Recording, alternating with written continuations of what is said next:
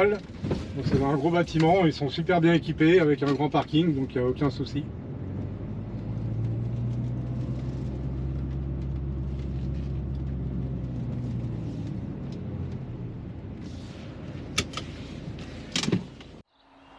Bonjour, donc je viens d'aller récupérer mes jantes chez Jantes Factory à Mondeville. Donc les jantes ont été refaites en peinture époxy et vernis en vernis brillant. Et donc elles vont être équipées avec les valves haute pression. Donc voilà, je vous montre tout de suite à quoi ressemble la jante une fois terminée. Donc, je vous montre l'intérieur de la jante. La jante a été refaite en époxy mais complète, intérieur-extérieur. Contrairement à d'autres réparateurs de jantes qui ne font que la partie extérieure. Donc là c'est vraiment fait complètement. Voilà, donc peinture époxy qui est beaucoup plus solide que la peinture traditionnelle.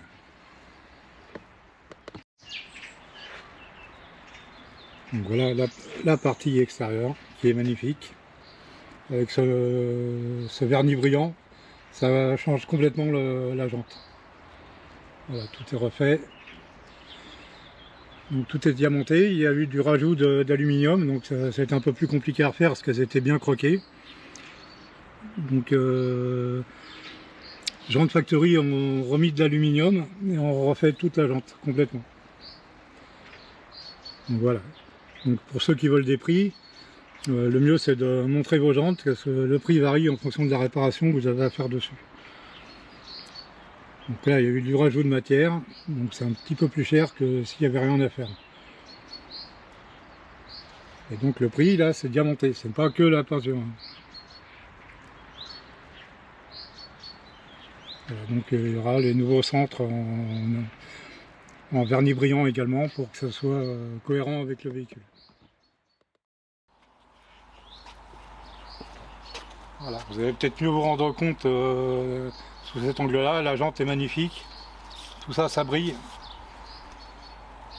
Donc là, je vais procéder à l'installation de la valve, qui était une valve haute pression. Donc voici les valves compétition. Donc l'intérieur c'est du BTR et la partie là est vissée. Donc ces valves là je vais les graisser avec une graisse cuivrée pour pas que ça rouille. Donc les jantes sont équipées de nouveaux capuchons qui seront vernis en vernis brillant également. Et donc vous aurez besoin d'une clé dynamométrique pour le serrage des valves qui se fait entre 3 et 6 Nm. Moi je vais mettre 6 Nm pour un serrage un peu plus fort. Donc j'ai essayé deux modèles. Il y a un modèle sur GT2i qui est avec un pas de vis, il faut un tournevis, et celui-là est en BTR, donc celui-là se trouve sur Amazon, je l'ai pris en BTR. Voilà, donc je vous montre l'installation des valves. Donc vous avez un bouchon métallique.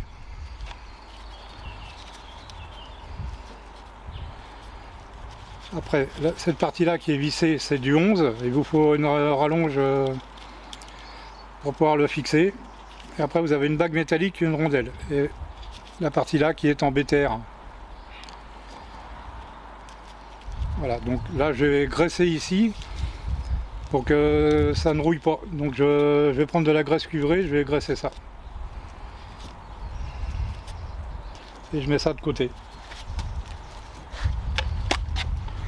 Donc là j'ai une petite bombe de graisse cuivrée. J'en mets sur le pas de vis. Voilà. Donc j'en fais une comme ça. Et je ferai la deuxième après.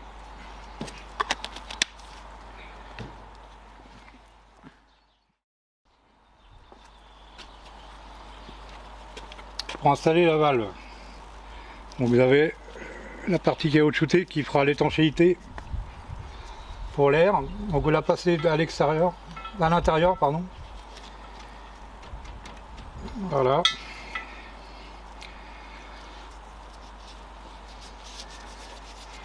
Vous avez une rondelle plastique à mettre dessus.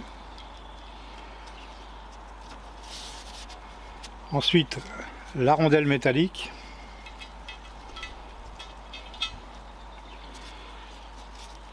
Et la partie qui va, le fileté qui va venir fixer tout ça.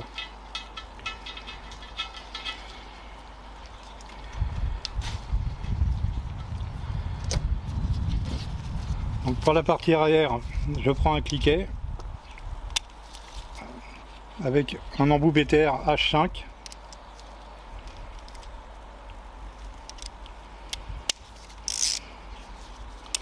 Qui va venir bloquer la partie arrière.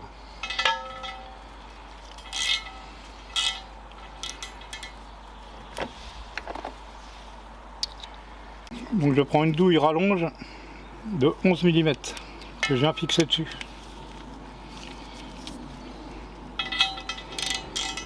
Et donc on la serre au couple.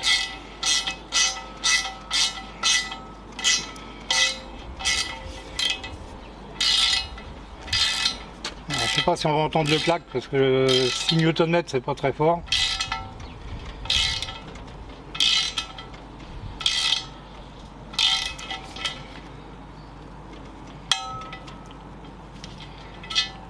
Voilà, donc ça a claqué, la valve est à 6 Nm. Donc là c'est graissé, ça ne rouillera pas, ça permettra de la redémonter éventuellement. Donc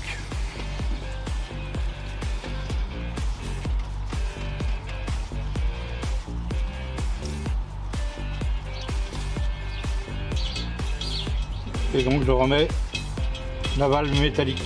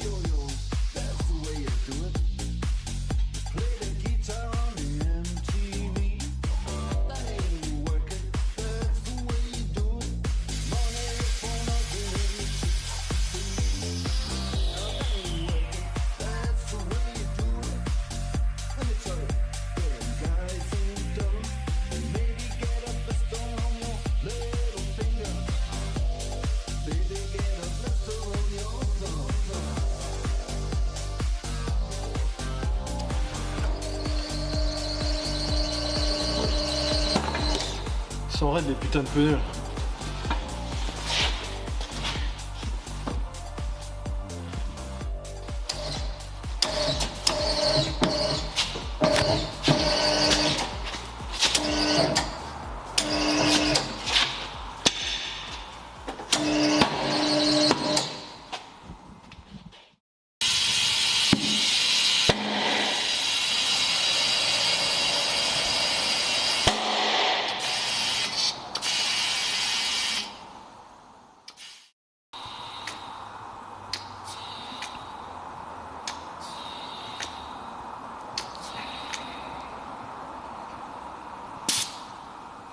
Là t'as 2-4.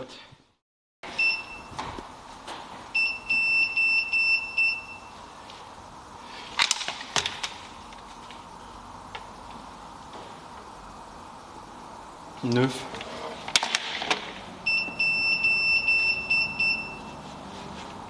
Quelle heure? Ouais, j'ai vu ça.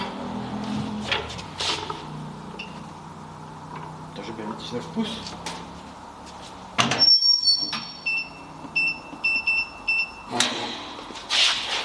T'es obligé de tourner à la main comme ça? Ouais.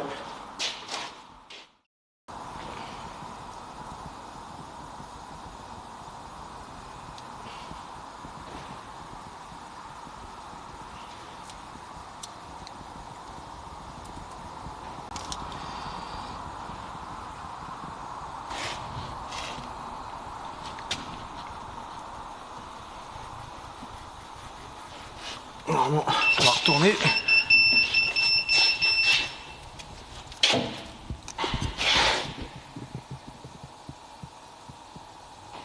Nickel.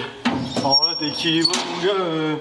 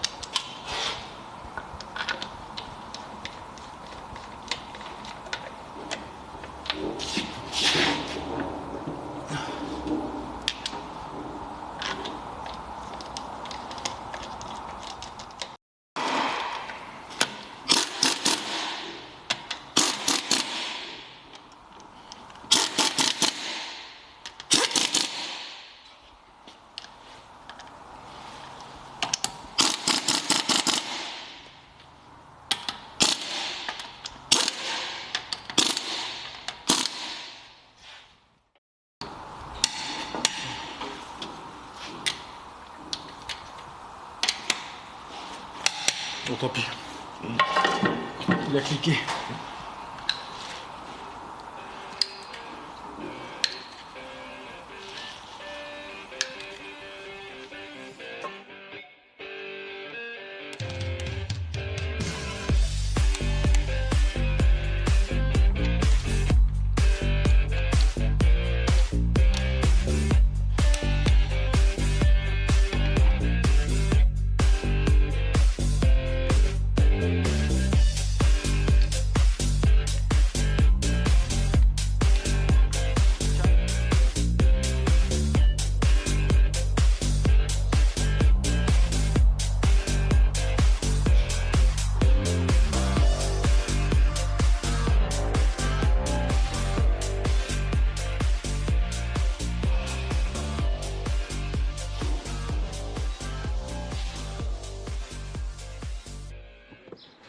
J'en profite, parce que souvent on le voit mal sur les vidéos, je vous montre la lame Maxton.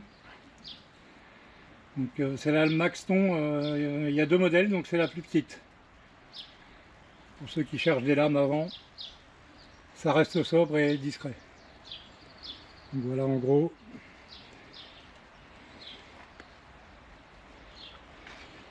Donc là la coque d'origine en noir perla. Vous avez les répétiteurs en noir fumé LED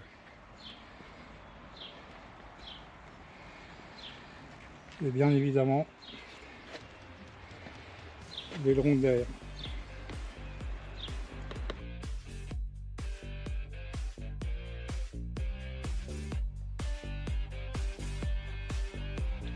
Donc, ce qui sera installé au niveau esthétique en dernier sera ce fameux diffuseur de RCZR.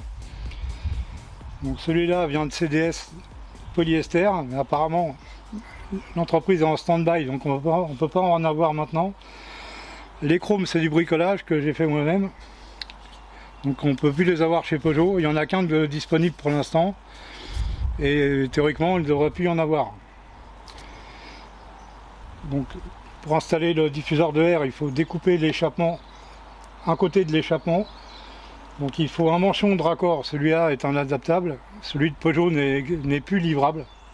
Donc j'ai pris un adaptable. Et donc je viendrai avec une bande d'étanchéité, faire l'étanchéité au niveau de la jointure avec le manchon. Ce tuyau-là est l'origine Peugeot à plus de 600 €. Et donc vous avez besoin également du silane block qui va au bout, qui coûte plus de 100 € déjà. Donc si vous prenez ça en origine, l'ensemble, si vous arrivez à l'avoir en origine, il y en a pour plus de 4000 €.